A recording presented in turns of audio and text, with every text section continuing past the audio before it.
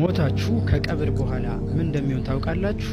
በጥቂት ሰዓታት ውስጥ የለቅሶ ጩኸት ይቀንሳል። ቤተሰቦቻችሁና እድርተኞች ምግብ ወይም መጠጥ ለማቅረብ ስራ ይበዛባችኋል። ጓደኞቻችሁና የሰፈር ሰዎች ማታ ድንኳን ውስጥ ካርታ መጫወት ይጀምራሉ። ሁሉም ስለ ኑሮ ውድነት ወይም ስለ ቲክቶከሮች ስድድብ ቡና እየጠጡ ማውራት ይጀምራሉ። ሌሎች ወደ ቤተሰቦቻችሁ ይደውሉና በድንገተኛ አደጋ ምክንያት በአካል መገኘት እንደማይችሉ ይናገራሉ።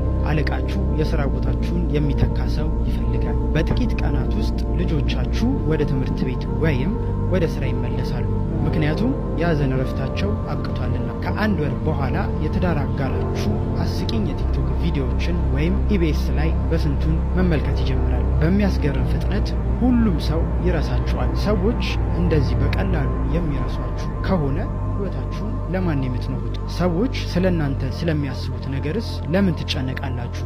በእውነቱ ከሆነ ማንም ስለ እናንተ ግድ አይሰጠውም። ስለዚህ ፈጣሪያችሁን ለማስደሰት ህይወታችሁን ኑሩ፣ ምክንያቱም ወደ እሱ ነው የምትመለሱት።